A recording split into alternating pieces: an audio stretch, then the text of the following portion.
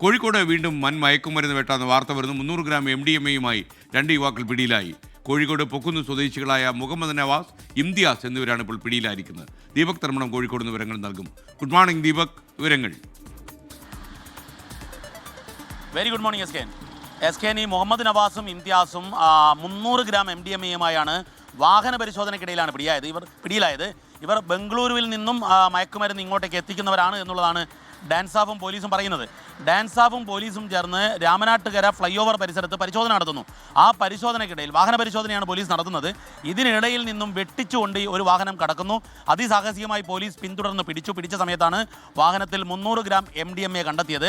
ഇത് Kozhikode city police നടത്തുന്ന ലഹരി വേട്ടയുടെ ഒരു തുടർച്ചയാണ്. കഴിഞ്ഞ ദിവസം ടാൻസാനിയ സ്വദേശി, അതായത് ഇന്ത്യയിലേക്ക് കേരളത്തിലേക്ക് മയക്കുമരുന്ന് വലിയ തോതിൽ എത്തിക്കുന്നവരെ പിടിച്ചിരുന്നു. അതിൻ്റെ 2ാം ലെയറിലേക്കും 3ാം ലെയറിലേക്കും ഒക്കെ അന്വേഷണം നീങ്ങി. ഇതിൽ ആരാണ് വിതരണം ചെയ്യാത്തത് എന്നുള്ളത് ഉൾപ്പെടെയുള്ള കാര്യങ്ങളിലേക്ക് സിറ്റി പോലീസ് അന്വേഷണം കടക്കുന്നു എന്നുള്ളതാണ് നമുക്ക് ലഭ്യമാകുന്ന വിവരം. S K.